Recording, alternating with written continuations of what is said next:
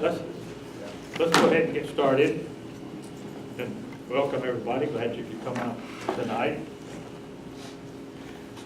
See, we have some guests. I guess all of you know our city election was held on May 4th. District 4, we have a new council member there. It was Andrew Peel. District 8, large is Barbara Odom Wesley. And District 5 is still to be a runoff. Dr. Nunez, would you like to introduce yourself? Sure. My name is Dr. Ignacio Nunez. I am a retired OB-GYN physician that practiced here in Arlington and delivered a lot of your babies and took care of a lot of your wives since 1983 until last summer. And I am one of your planning and zoning commissioners for the city of Arlington. I'm also represent you at UTA and the College of Science. I'm the chairman of the advisory board for UTA, and just happy to be here. Thank you. District 5 has a runoff, and unfortunately, I cannot remember who your opponent is. Mr. Andrew Peel. No, excuse me. If he's your opponent, you No, lost. he's not my opponent. Mr. Andy Pryor. Andy Pryor, is yes. my esteemed So how much was opponent. the difference? That's District 5. which- Yeah, but there are only two people now, right? Yeah, the runoff's on the two. And how much did the other candidate get? I can give you all four. I received 45.5%. Andy Pryor received 19%. Celia Morgan received 18%. And Okay. Kennedy Jones received 16%. Okay, Okay. Thank you. And we hope to see you after the election. yeah. Okay, code. Gabriel Sanchez, would you like to give us a report? What's going on with code compliance? Not a whole lot to report this time around. Just still working off of the pool inspections that we're working on. Hopefully get done with those this week or next week. Everybody be taken care of. Just working regular code stuff. I did want to introduce y'all to Charles Munoz, and he can tell you a little bit about himself. Well, actually, we do have a new code position for the short-term rentals that they're going to be hiring, working pretty soon. Deal with a lot of that issues with those short-term rentals. Well, my name is Charles Munoz. Been here with the city for 6 years. Previously, City of Grand Prairie for 7.5, and with Animal and now Code. This is my office here, my district. I've worked a lot of Cooper Street, Abrams, Colorado, Madeline, those areas. It's a great job. Glad to be here. My first time here at one of these meetings. I wanted to come and see how, what's going on and get some updates myself and see, what's going on with the city. Okay. We're glad to have you and hope to see you again. Thank you. Okay, speaking of that, our next meeting is June the 17th. Again, it's a Monday, the third Monday. And Trey Yelverton, city manager of Arlington, will be our speaker that night. So it's time for an update on that. Those of you who live out by the lake may know where this property is. There is a zoning case for the property at the northeast corner of Bowman Springs and I-20.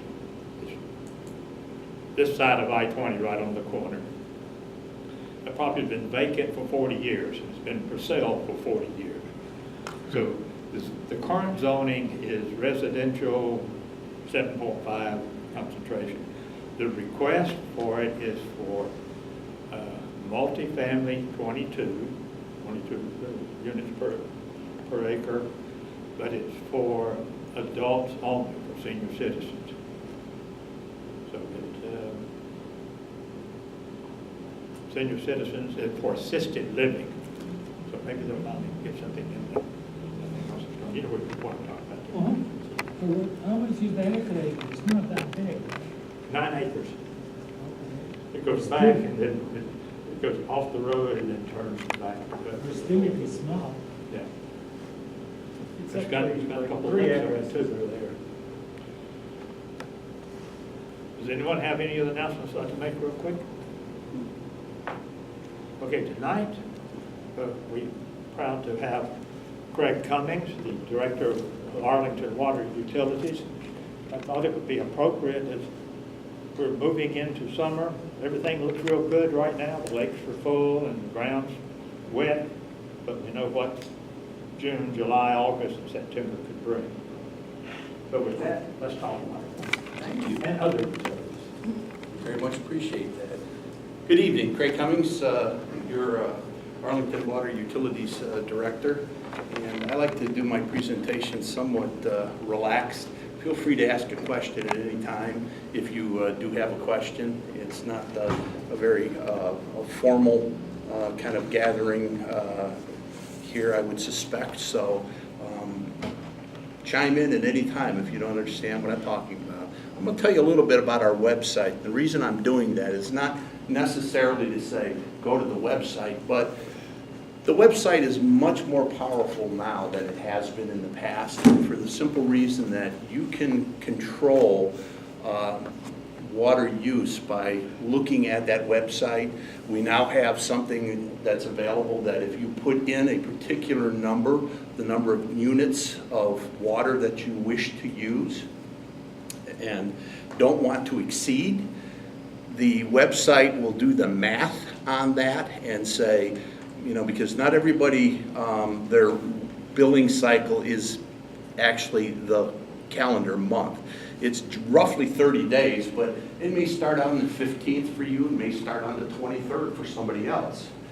So it's important to know what that date is, and you can go on the website, you can see when your billing cycle starts, and if you put that number in, the website will do the math for you and say, on the third day of this cycle, if you used a whole lot of water, and you keep doing that, it will extrapolate out to the end of the billing cycle, and if you're going to exceed what you put in there, it will send you an email. And it will send you an email every day until you either change that number or lower your usage, because it'll continue to do the math.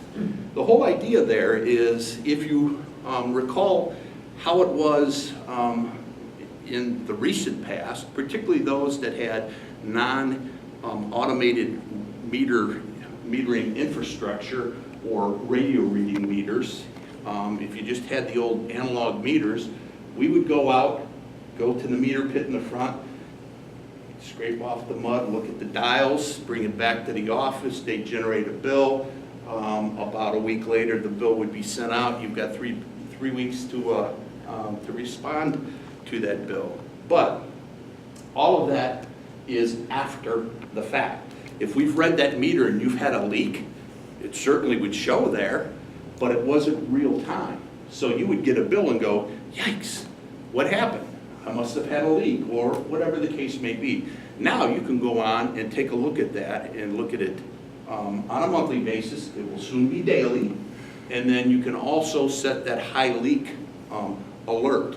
And we're working on a dollar alert as well. If you say, total bill, I don't want to go over $75 or $175 or whatever you set it at, that's where you'll get an alert for that as well. That will probably be coming out in another month or so. We're working on that right now.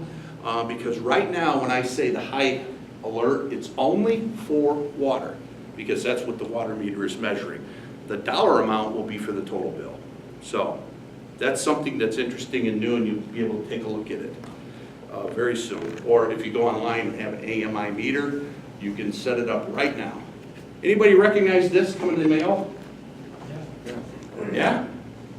Well, this is an outreach for us. What we're trying to do is go to our high irrigators and say, wow, we had a lot of folks that didn't realize the amount of water that they were using last year. So we're trying to be proactive and say, you might want to have that system checked.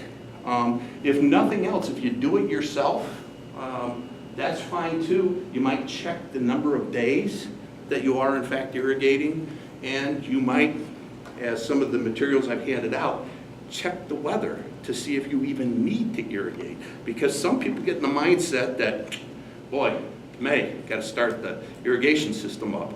Well, it's been a very, very wet May. So take that watering advice, and you can go on Water is Awesome, And it has a series of weather stations throughout North Texas that it will look in the zip code that you're in, and it will give you watering advice based upon those weather stations within that zip code.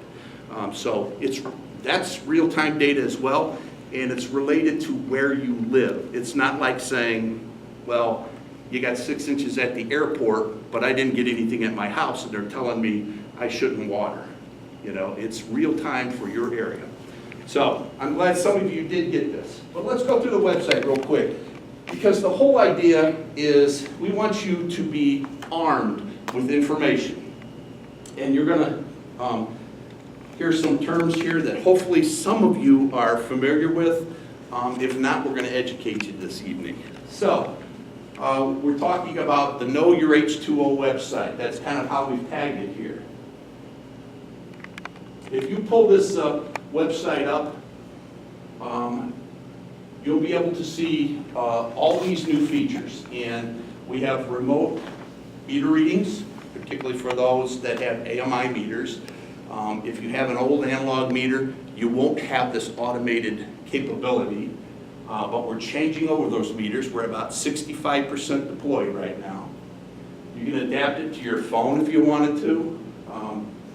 There's a lot more information than what we had on previous bills. And as I mentioned, the water usage alerts are there. We're doing a soft rollout. It'll probably be a bigger splash come June.